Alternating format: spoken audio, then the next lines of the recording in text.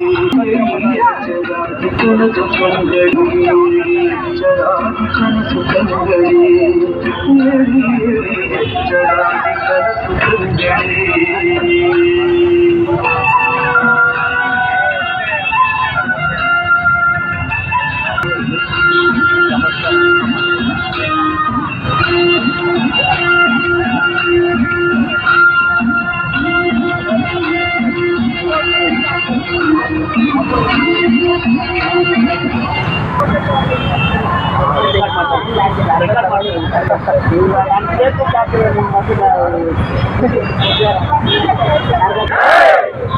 भारत माता की, बोलो भारत मातरम।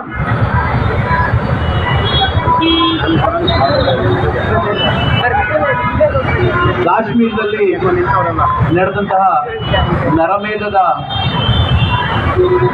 ವಿರುದ್ಧ ಅಲ್ಲಿ ಹುತಾತ್ಮರಾದಂತಹ ಹಿಂದೂಗಳ ಪರವಾಗಿ ನಾವು ಶಾಂತಿಯುತ ಒಂದು ಸಣ್ಣ ಮೆರವಣಿಗೆ ದೇವಸ್ಥಾನ ಸುತ್ತಿಕೊಂಡು ಬಂದು ಮತ್ತೆ ಈ ಸೇರೋಣ. ಈ ಒಂದು ಏನು ಭಯೋತ್ಪಾದಕರ ಹಿಂದೂ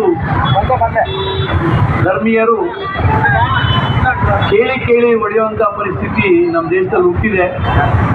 ಅವರ ಆತ್ಮಗಳಿಗೆ ಶಾಂತಿ ಕೋರುವಂಥ, ಶ್ರದ್ಧಾಂಜಲಿ ಕೋರುವಂಥ ಒಂದು ಸಣ್ಣ ಒಂದು ಕಾರ್ಯಕ್ರಮ. ಗಣೇಶನ ದೇವಸ್ಥಾನ ಸುತ್ತಿಕೊಂಡು ಮತ್ತೆಲ್ಲರೂ ಇಲ್ಲಿ ಬಂದು ಸೇರುವಂಥದ್ದಾಗಲಿ, ಮುಂದೆ ಇರೋರು ಹಂಗೆ ಹಿಡ್ಕೊಂಡು ಹಂಗೆ ಮುಂದೆ ಹೋಗಿ.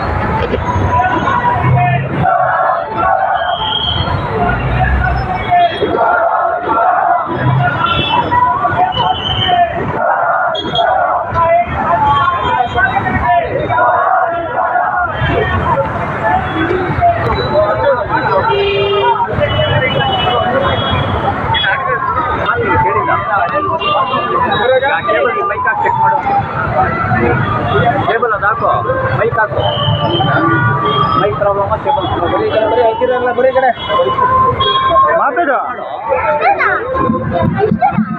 ಬರ್ತಾ ಇದೆ.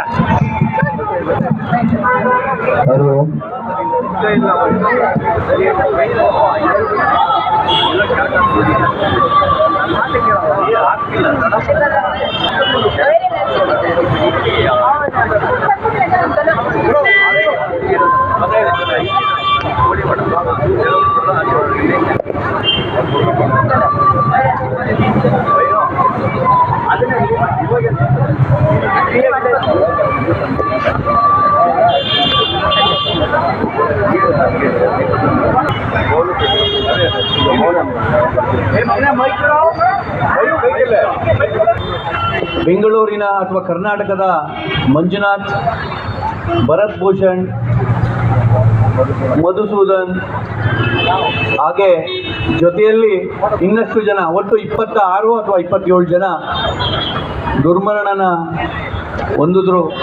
ಅವರ ಆತ್ಮಕ್ಕೆ ಶಾಂತಿ ಕೊಡಲಿ ಆ ದೇವರು, ಆ ಕುಟುಂಬಕ್ಕೆ ಆ ಒಂದು ದುಃಖವನ್ನು ಭರಿಸೋ ಶಕ್ತಿ ಕೊಡಲಿ ಅಂತ ಕೇಳ್ಕೊತಾ 1 ನಿಮಿಷಗಳ ಮೌನಾಚರಣೆಯನ್ನು ನಾವೆಲ್ಲರೂ ಮಾಡಬೇಕು. ನಾನು ಓಂ ಅಂತ ಸ್ಟಾರ್ಟ್ ಮಾಡ್ತೀನಿ, ಮತ್ತೆ ಓಂ ಅಂತ ಹೇಳ್ತೀನಿ, ಅವಾಗ ನಾವು ನಿಲ್ಲಿಸಬೇಕಾಗ್ತದೆ. ದಯಮಾಡಿ ಎಲ್ಲರೂ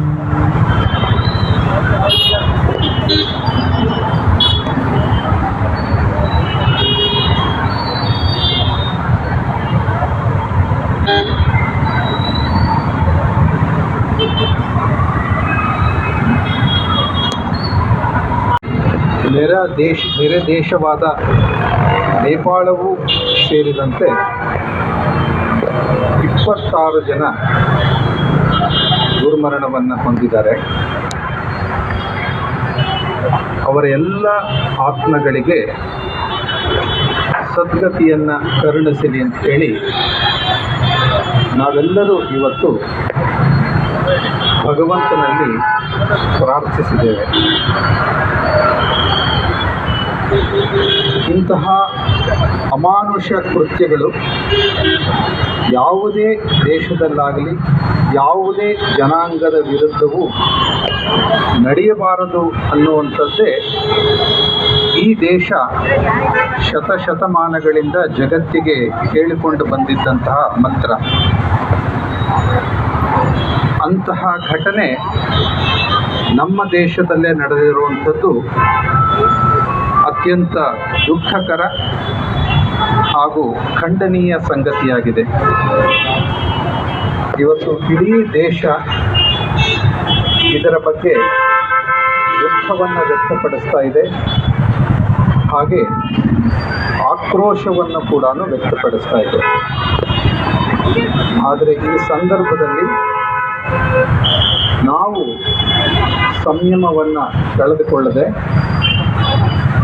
ನಮ್ಮ ಬಡಾವಣೆಗಳಲ್ಲಿ, ನಾವು ವಾಸವಿರುವಂಥ ಸ್ಥಳಗಳಲ್ಲಿ ಯಾವ ಮಾರ್ಗದ ಮೂಲಕ ಶಾಂತಿಯನ್ನು ಕಾಪಾಡ್ಕೋಬೇಕು, ಸ್ಥಾಪಿಸಬೇಕು ಅನ್ನೋದರ ಬಗ್ಗೆ ಗಮನ ಕೊಡಬೇಕಾಗಿದೆ.